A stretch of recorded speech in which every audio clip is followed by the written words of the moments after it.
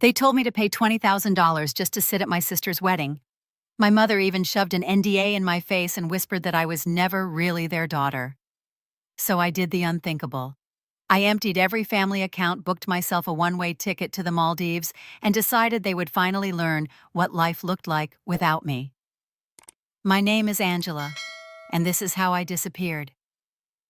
The phone buzzed on the small wooden table by my bed. It was close to midnight, and I had nearly drifted off after another long day at the finance office downtown in Chicago. My eyes stung with fatigue as I turned toward the screen, glowing in the dark. One name was enough to make my chest tighten. Mom. I answered, my voice hoarse with exhaustion. Hi, Mom. There was no greeting on the other end, only a tone cold and sharp as a blade. Angela, your sister's wedding is in 3 weeks. You need to contribute $20,000. If you don't have it, then don't come. I bolted upright, clutching the sheet in my hand. 20,000. To them, that sum was nothing more than an entrance fee to see my sister walk down the aisle in a white dress. Before I could react, another voice cut in, one I knew all too well. Crystal's mocking tone, the same I'd heard since childhood. She's nothing without the family's money. I swallowed hard as memories came rushing back. For years I had been the one standing behind them unseen. The hospital bill for my father's heart surgery that insurance refused to cover. I had emptied my savings. The utility bills with threats of disconnection, I quietly paid them off. When Crystal's credit cards were frozen, and she wept, begging, I shouldered it. Every time I told myself it was love, that if I kept sacrificing one day they would finally see me. But in their eyes, I was only a wallet that could walk. One bitter memory rose sharp and clear. Crystal's birthday last month, celebrated in an upscale restaurant in the suburbs. I had just come from work still in my worn gray coat. Crystal laughed, showing off her brand new Lexus to a circle of friends. I couldn't hold back. Half a joke slipped from my lips. She's very good at finding someone else to foot the bill. The table went silent. Crystal shoved her chair back and stormed out her heels, striking hard against the floor. My mother rushed after her, but not before glaring at me. Angela, you always ruin everything. You're jealous and spiteful. That night I realized the story had already been written. I was the bitter daughter, the spoiler, the one no one wanted to hear. Back on the phone, my mother's voice grew even colder. It wasn't just the 20,000. She wanted me to sign a non-disclosure agreement, a promise that I would never speak of the money I had poured into this family, especially not to Crystal's fiancé or anyone from his side. Her words came harsh-clipped. Your sister deserves the best. Don't embarrass us. My throat went dry. This wasn't just about money. They wanted to erase me. Every sacrifice, every sleepless night, every piece of myself I had given up swept away as if it were nothing. I heard my own voice trembling, but firm. I will not sign anything. There was a brief silence. Then her words cracked through like a whip. Crystal is the real daughter. You were never ours. My ears rang. My heart stilled. I sat frozen, the phone slipping from my grasp onto the bed. The familiar four walls of my Chicago apartment suddenly felt foreign. Memories swarmed in jagged flashes the way my mother hugged Crystal longer than me, the family photos framed proudly with only Crystal's smile, while mine gathered dust in an album no one opened. That slip of the tongue unlocked it all. So I was never truly their daughter. All those years I'd been chasing a love that never existed. Tears didn't fall. Instead, something hot surged through me, spreading into every vein. A fury I could no longer bury. If I had never been their daughter, then I owed them nothing. Not money. Not silence. Not loyalty. In the darkness of my room, I sat motionless, the ticking of the clock loud in my ears. The call had ended, but her words still reverberated, cutting deep. I didn't know yet what I would do, but for the first time in my life, one truth was clear. I no longer belonged to them. I stared at the black screen of my phone, my reflection, blurred eyes red with exhaustion and hurt. Part of me trembled with fear, but another part whispered with a fierce certainty. If they had drawn the line, so could I. Outside, the city lights flickered distant and indifferent. I pressed my palm against my chest, feeling the heavy pound of my heart. All my life I had bowed my head to hold together a home that never truly wanted me. Tonight that ended, and in that darkness a thought ignited sharp and irreversible. I would not pay to be their daughter. If I had never been part of that family, then I would show them what life looked like without me. I closed my eyes, letting anger and pain fuse into fire.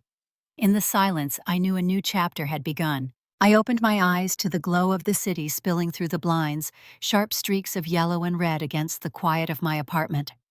My body trembled, not from fear this time, but from a decision settling deep into my bones. I reached for my laptop on the desk, the familiar hum of it rising in the silence. My fingers hesitated only a second before typing in the search bar. Flights from Chicago to Maldives. The images of turquoise water and white sand flashed across the screen, almost mocking me. One ticket, one way, $20,000, the exact price of my family's demand. My pulse quickened. They wanted that money as the price of my presence at a wedding where I was nothing but a wallet. Instead, I would spend it on disappearing. I clicked confirm, and the transaction slid from my account. Just like that, a line was crossed.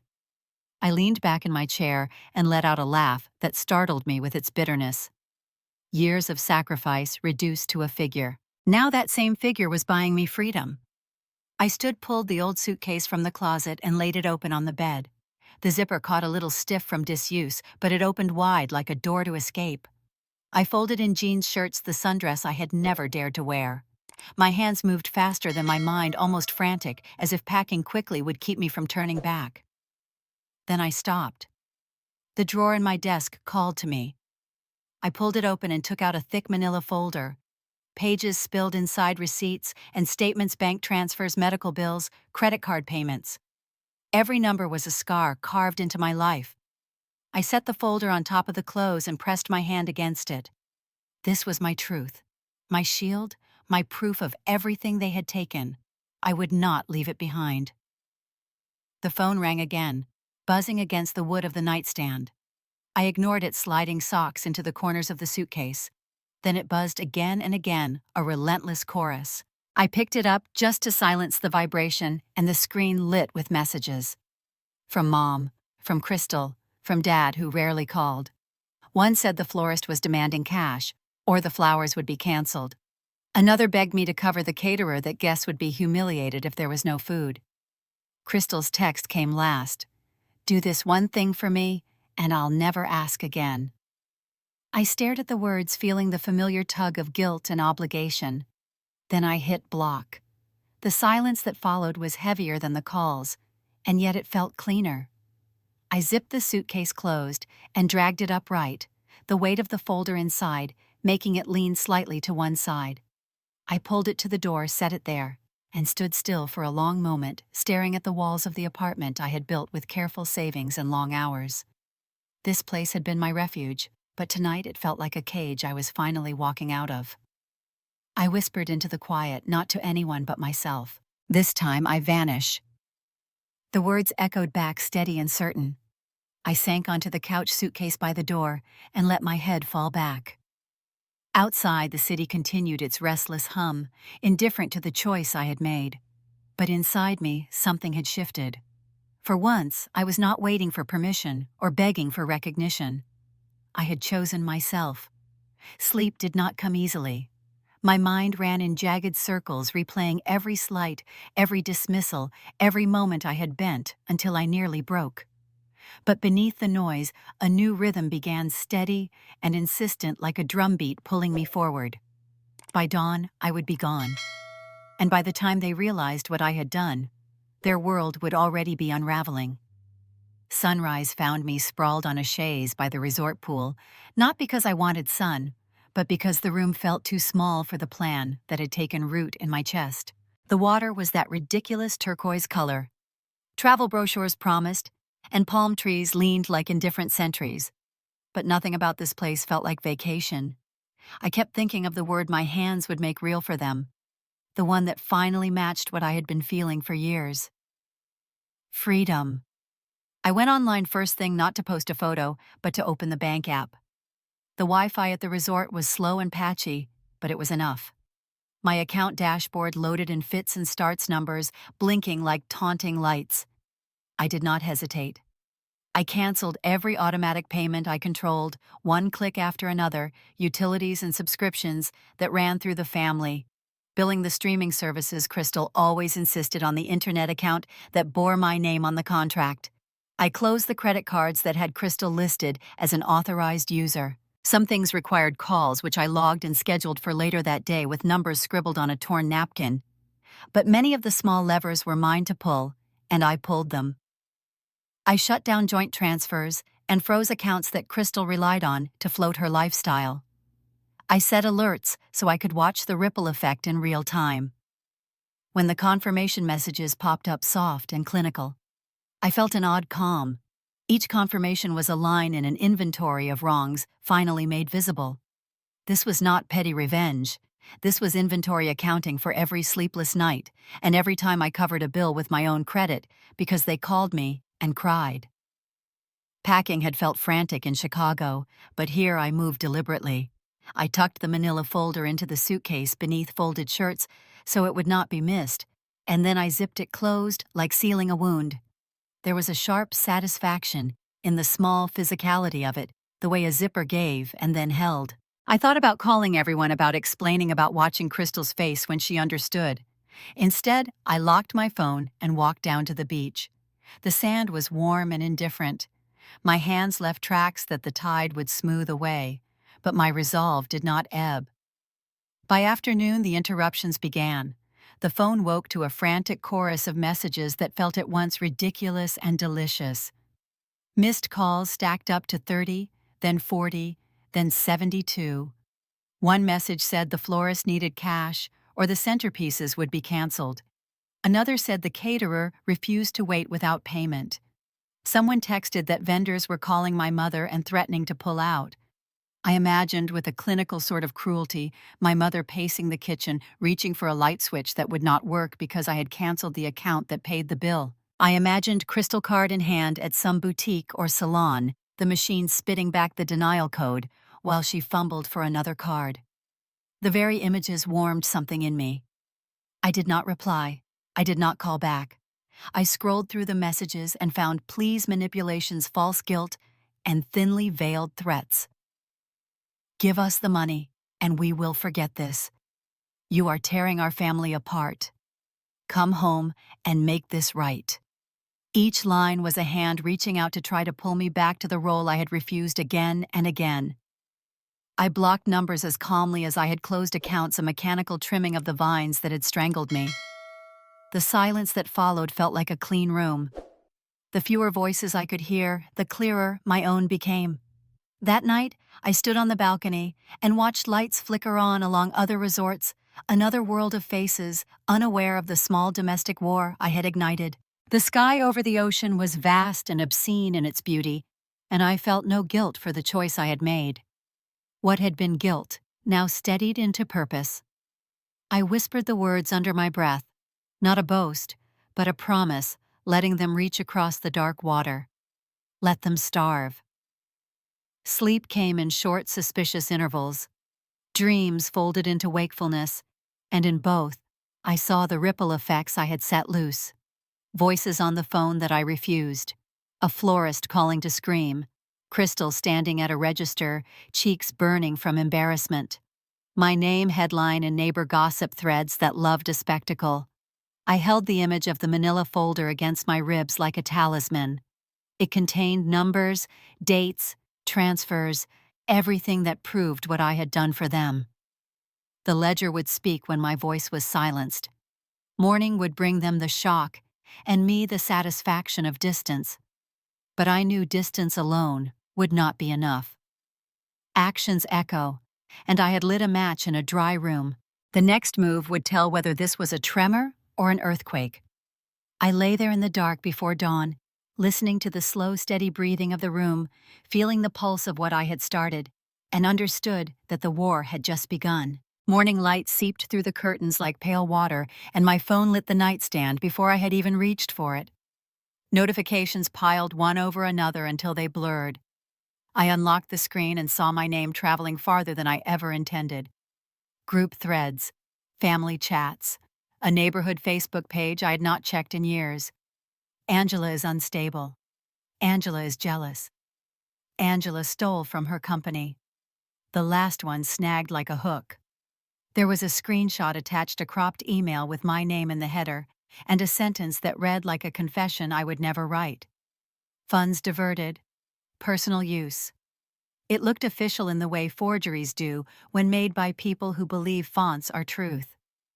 For a moment, heat climbed up my neck, and I felt the old instinct rising, the one that wants to defend and explain and fix. I set the phone down face first on the table and let my hands grip the edge until the impulse passed. They wanted me to burn. They wanted me yelling into the void so they could call it proof. I would not give them my voice, not yet. The resort hummed with the soft routines of other lives. Somewhere a blender word for breakfasts I had no appetite for. I stepped onto the balcony and let the ocean sound sand the edges of my anger. Breathe. Count. Choose the next move. I made coffee in the small machine, poured it black, and opened my laptop. A new text slid onto the screen from an unknown number with a local Boston area code.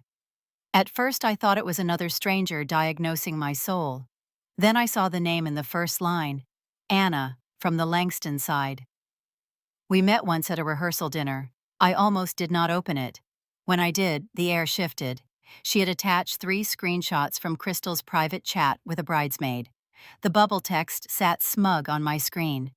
Angela is basically my bank. She pays, she forgets. Use it while it lasts. The second shot had a photo of me from a holiday dinner with a caption I felt in my bones. She gives and gives, she thinks that is love. I stared at those words until the coffee went cold. Here it was unadorned, not a misunderstanding, not stress, strategy.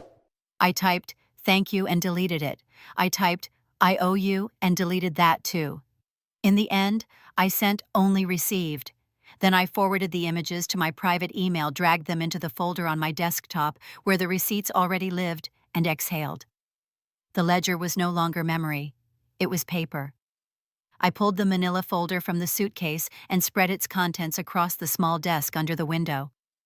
Hospital statements for my father when insurance refused the second catheterization. Utility bills stamped past due that I paid at 2 a.m. between double shifts. Transfer confirmations to Crystal's cards with little notes that said, stay afloat. I opened a spreadsheet and built a table. Date, vendor, amount, purpose. Cross-reference. A number rose fast and steady, a tide that did not retreat. 50,000 and change. I stared at the total and felt the strange quiet of arithmetic. Numbers have no temper. They only add. A knock on the door startled me. Housekeeping called from the hallway asking if I needed service. I said not now, and listened to the cart roll away. On my screen, the fake email accusing me of theft sat beside a decade of payments made in my name. The contrast made me laugh, a short, breathless sound that left my throat raw. I opened my work inbox and searched the audit trails. My accounts were clean. My employer in Chicago would shut down any rumor the moment it reached them. Still, I took screenshots of statements, policy confirmations, and compliance reports and tucked them into the ledger. If they wanted story, I would give them structure. By afternoon, the smear expanded like oil on water. A cousin posted a long paragraph about my supposed instability and old grudges. An aunt wrote that the family had tried to help me, that I was choosing drama over peace. I scrolled without engaging, then turned the phone face down again. Do not feed a fire that burns for its own applause. The email from Anna arrived next with a single line. For what it is worth, not everyone believes them. Attached was one more screenshot I had not expected. Crystal in a private thread bragging that vendors could be handled if she played Angela right. The word handled made my skin crawl. I saved it, closed the laptop, and stepped into the shower to wash salt and fury from my skin. When I came back, there was an envelope slipped under the door. No resort logo. No sender. My name written in the careful, almost old-fashioned handwriting I had known since childhood. For a long time, I only looked at it as if opening would ask for a cost I was not sure I could pay. I sat on the bed, slid a finger under the flap, and unfolded a single page that smelled faintly like the cedar drawer where my father kept his ties. Angela. I am sorry I did not speak when it mattered. The first line wavered the pen, pressing harder on certain letters the way his hand does when he is ashamed. I knew about the money. I knew you paid more than you should have. Your mother said it was family business. I told myself silence was protection. I see now it was permission. There was a sentence about the night in the hospital when I covered a bill the provider demanded before release. He had stood at the window and watched me swipe my card and had not stopped me. It closes with a request that is not a request. If there is any balance I can repay, say the word. If there is nothing to repay, let me at least say thank you. I am proud of you. I am sorry I did not say it sooner. I pressed the letter flat on my lap and let the tears come without sound. Not because the apology fixed anything, but because it named what had been nameless for too long. Someone had seen me. The girl who kept the lights on. The woman who signed the checks. My chest ached with a mixture of grief and relief so complete, it left me lightheaded. When the tears stopped, the room felt different. I slid the letter into a plastic sleeve, placed it at the front of the folder, and zipped the case closed. Proof of expenditure, proof of intent, proof of witness. My mind moved to the next step with a calm I trusted. The ledger was ready. The ally had stepped forward. The confession had arrived in my father's hand. As dusk turned the ocean to molten glass, my phone vibrated once on the nightstand. Unknown number with a city code I recognized from back home. I hesitated, then reached for it, already knowing that whatever waited on the other end would change the shape of the fight yet again. The screen lit with a Boston number I knew, but had not saved in years. Grace spoke first, steady as ever, and I moved to the balcony so the surf could catch what my voice could not hold. She said she had seen the noise online and did not believe a word of it. She said I was not losing my mind. I heard that rare warmth she used like a scalpel when she wanted the truth to land. She told me that claiming my dignity was not madness, it was courage. The sentence settled somewhere behind my ribs, where the tremor had lived all morning. She said there were next steps beyond survival. If I wanted graduate school, she would put her name on a letter today. She had mentored 2 women into top programs last year and would do the same for me. I did not ask for favors. I let the offer stand in the air between us like a bridge no one else could burn. When the call ended, my hands were steadier. I made a list on hotel stationery because the act of handwriting made everything feel more real. Print the ledger, pack light, choose the dress, book the return, breathe. I showered and pulled on a cotton dress that did not ask for attention, then walked to the small boutique tucked beside the lobby. It was a place for honeymooners and impulse purchases, not for armor, but the rack by the window held a sapphire slip with clean lines and a neckline that was more resolve than ornament. The clerk brought a mirror and a handful of pins. The color turned my skin into something alive. I stepped back and let my shoulders fall where they belonged. I did not want pretty. I wanted presence. We spoke about hems and the way fabric moves when a woman refuses to shrink. She sent it to a seamstress working upstairs and promised it by evening. I believed her. Some women keep their word like it is a craft. In the business center, I asked for a ream of paper and a stapler. The printer hummed while the ocean threw light across the floor. I printed bank transfers, hospital statements, utility confirmations, compliance, emails from work. The screenshots Anna had sent, and my father's letter on top as a preface. Then I condensed it all into a 20-page brief with a table of contents and page numbers. I slid the stack into a clear sleeve and tested whether it fit inside a structured clutch from the boutique. It did snug but neat, the way a blade sits in a sheath. Back in the room, I practiced the quiet things. I set the phone timer for 3 minutes and walked the length of the carpet the way I would cross a ballroom while strangers watched. Heels on back, tall shoulders, easy chin level with a point just above the horizon. I practiced standing still without fidgeting.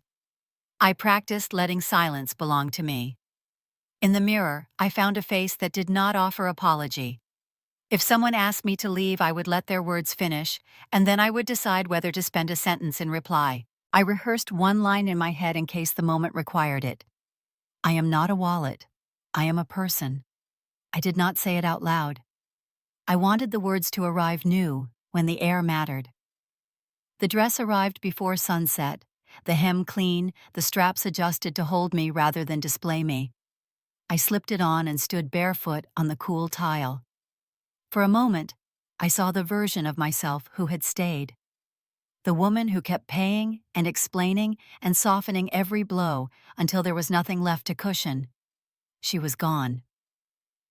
I laid the dress across the chair and placed the clutch on top its weight, small but decisive. I booked the flight without hesitation. Overnight to Boston with a morning landing that would put me 24 hours from the ceremony.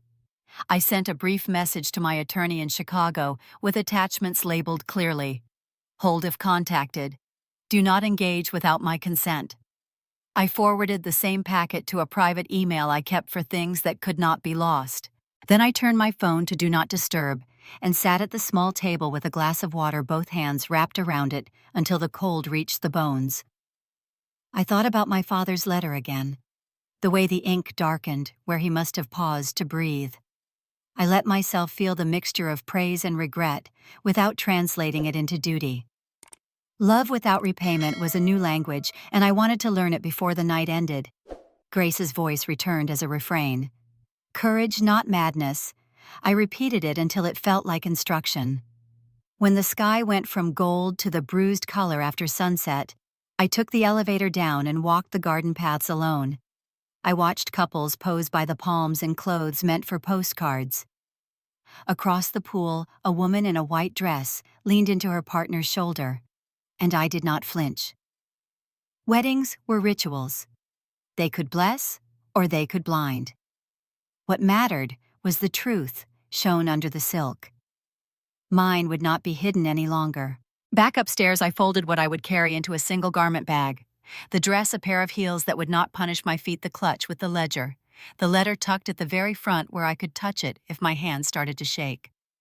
I set an alarm for a time that would let me move slowly through the morning. Then I lay on the bed and closed my eyes without sleep. Sometime after midnight, a new message flashed through the Do Not Disturb screen like a small crack of light through a door. It was from a number I did not recognize. The preview, short a name, and a request to meet before the ceremony. I stared at it without opening and understood that tomorrow would not unfold the way anyone thought it would, not even me. I woke to a morning so bright, it felt like the sun itself wanted to expose every secret. The Fairchild estate shimmered in gold light, white orchids lining the stone path, violins playing something delicate, as if nothing ugly could ever enter this place. But I knew better. Beauty was just another veil, and tonight I would tear it apart. Guests filled the garden with polite laughter, glasses of champagne lifted in rehearsed toasts. I walked through the crowd in my sapphire dress, heels steady, head high. Conversations faltered. One by one, faces turned toward me, confusion rippling like wind through wheat. Then silence. Even the violins seemed to stumble. For once, my presence couldn't be erased. Charlotte glided past in lace and jewels, radiant and smug. She froze when she saw me at the ballroom entrance. My mother's eyes darted like knives, searching for an escape. My sister forced a smile that broke at the corners. And Jason, he looked at me the way a child looks at fire, knowing it will burn, yet unable to look away. I didn't hurry.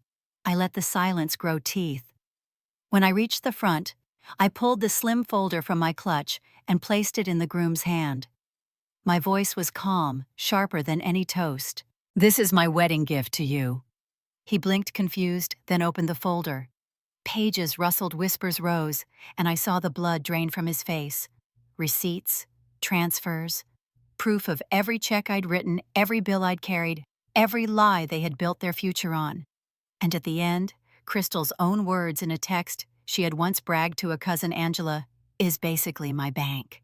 The groom turned to her, voice low but loud enough for the room to hear. Is this true? The hush deepened.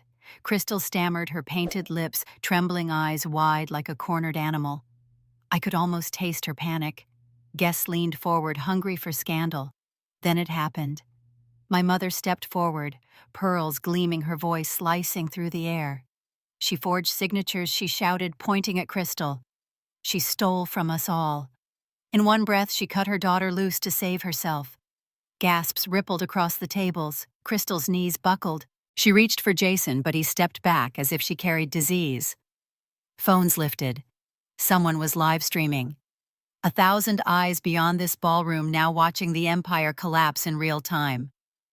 The groom slammed the folder shut, dropped it on the head table, and stormed away without a backward glance. The Langston relatives followed their cameras, rolling their disgust plain. And still, no one spoke to me. They didn't need to. My silence was already louder than every accusation in the room. Crystal's sobs echoed like broken glass. My mother tried to gather the shards of her reputation, and Jason stood, frozen, pale and useless, staring at the wreckage. I turned slowly, scanning the crowd, letting the weight of their whispers settle. Tonight wasn't just a wedding, it was a reckoning, and it was only the beginning. Because even as the room descended into chaos, I saw another phone light up in the corner. Someone else was recording, not just for gossip, but for something more dangerous. And in that moment, I understood the fight wasn't finished. The war was only moving into its next phase. The ballroom pulsed with a hush so thick it felt alive. Crystal's sobs scraped the air. My mother's voice cracked under the weight of her own betrayal, and still the room seemed to hold its breath. I stepped forward, the sapphire fabric of my dress whispering against the polished floor. Every eye tracked me. For once, they could not look away. I placed a hand on the table where the folder still lay and let my voice find its ground. I am not a wallet. I am a person. The words were not shouted. They did not need to be. They landed heavy like stones dropped into a still pond, rippling outward until even the waitstaff froze with trays midair. Someone cleared his throat near the back. Mr. Allen, a family friend who had done work on the house years ago, stepped out from the crowd. "I remember her paying those bills," he said, pointing toward me. "I remember because I was there when her card saved the day." He looked straight at Jason, then at my mother, his tone firm. "She's telling the truth. I saw it." Gasps stirred again, the balance tilting. One confirmation, small and unadorned, yet undeniable. The ledger was more than paper now. It had a witness. Applause began, softly hesitant, then grew until it was a wave cresting over Crystal's shrieks. Strangers, distant cousins, even a few of Jason's relatives clapped, as if something inside them had long waited for this fracture. My mother's face blanched, her lips tight, her pearls trembling against her throat. Crystal collapsed into a chair, mascara running, hands clawing at her dress, as if fabric could shield her from judgment. I did not smile. I did not bow. I only stood still and let the sound roll past me. Every clap was not celebration, but recognition. For the first time in years, the room saw me as more than the shadow carrying their burdens. They saw me as a person. I gathered the clutch, slid the strap over my wrist, and turned. The crowd parted, like water, silent now, waiting to see if I would spit fire, if I would curse them, if I would demand something more. I gave them nothing. My heels clicked against the marble, each step echoing louder than the chaos unraveling behind me. Crystal's cries rose again, but they no longer touched me. My mother called my name once, brittle and desperate. I didn't stop. The doors loomed tall and white at the end of the hall. I pushed them open with one hand. The cool night air rushed in crisp against my skin, carrying the scent of roses and champagne left untouched. I stepped through and the doors swung closed with a weighty thud that silenced everything behind me. In that moment, I was not leaving in shame. I was exiting with my dignity intact, the battlefield abandoned to those who had destroyed themselves. I paused at the top of the stone steps, the distant murmur of the city folding around me. My chest rose unbound. The stars blinked overhead, sharp and indifferent. I let the quiet settle, and for the first time since childhood, I felt what freedom could taste like. It was not sweet. It was steady. A black sedan pulled up to the curb, the driver stepping out, glancing at me as though he already knew my name. I slid into the back seat, clutch on my lap, the folder pressed against my palm like a heartbeat. Through the glass, I caught one last glimpse of the ballroom windows glowing behind me. Inside, the world I had carried for too long was crumbling without me. The car eased forward, tires humming against pavement.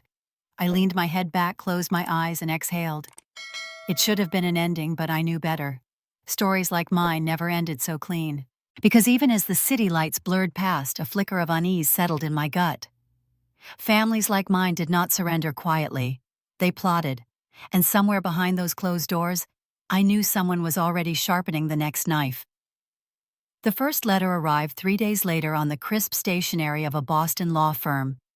Crystal threatened to sue me for defamation, her lawyer accusing me of slander and malicious interference. I read it once, twice, then set it flat on the counter and poured myself a glass of water. The paper shook only slightly in my hands. I had expected this. Families like mine do not collapse quietly, they claw. But this time, I had more than memories. I had proof. I scanned the pages into a folder, already fat with receipts, bank transfers, utility bills, and the screenshots Anna had given me. Then I placed my father's letter on top, his words, etched in ink that carried both guilt and truth. That letter was my cornerstone. In his handwriting lived the testimony of a man who had stood by while I bled my savings dry. It was also his confession, his acknowledgement that what I carried was real. I sent the entire file to my attorney with a note as steady as my pulse. Respond accordingly. The silence that followed was brief. Within weeks, Crystal's case disintegrated. Her own words and chat threads became evidence against her. The ledger I had built became my shield, turning their accusations into echoes that boomeranged back and cut them instead. By the end of the month, Crystal's fiancé was gone for good, their deposits forfeited, and vendors demanding payment that no one in the family could cover. Their reputation in Boston's tight social circles rotted fast. Friends stopped answering calls. Invitations dried up. My mother's charity board rescinded her seat. The whispers that once kept me small now consumed them. I watched from a distance, not triumphant, not gloating, just steady. For the first time, I let their collapse belong to them. I didn't drive by the house. I didn't answer their numbers. When a cousin left me a voicemail begging me to mediate, I deleted it without listening through. I was not their fixer anymore. Their ruin was the sum of their own choices, not mine. With the wreckage behind me, I turned towards something new. Grace kept her promise, writing letters that opened doors I had once thought locked. Anna reached out again. Her voice hesitant at first, then strong, telling me she wanted to help me build something out of the pain. Together we registered a nonprofit in Boston dedicated to women who had been bled dry by their own families. Women who had been told love required silence and sacrifice. We called it the Ledger Project. I invested the remnants of what I had saved, not to rescue those who betrayed me, but to rescue the women who might never escape without a hand to steady them. The first meeting was small, a dozen women in a rented hall with folding chairs and burnt coffee. But the stories that spilled out mirrored my own so closely. I had to grip the table to keep from breaking. A woman who had covered her brother's gambling debts for years. A mother who was forced to hand over her paycheck to grown children who mocked her in return. A widow whose in-laws drained her savings while calling her ungrateful. As they spoke, I felt the weight of my father's words again. Silence is not protection. It is permission. I promised myself I would never grant that permission again. Months passed. The nonprofit grew. Grants arrived. Grace joined the board. Anna ran outreach, and slowly the weight I had carried turned into fuel for something larger. For once, my ledger balanced not in debt, but in justice. I had not chosen a fairy tale ending. I had chosen a life with my own name etched at the top, not buried under someone else's bills. One evening, I stood at the edge of Revere Beach, the tide rolling against my ankles, the horizon smudged in pink and gold. The air was sharp with salt and renewal. I closed my eyes and whispered into the wind, "No one has the right to make you buy love." The waves took the words, scattering them farther than I could see. Now I want to hear from you. Have you ever carried the weight of a family that treated you like currency instead of kin? Would you have walked away, or stayed and paid the price? Share your thoughts below because every story matters, and together they remind us we are not alone.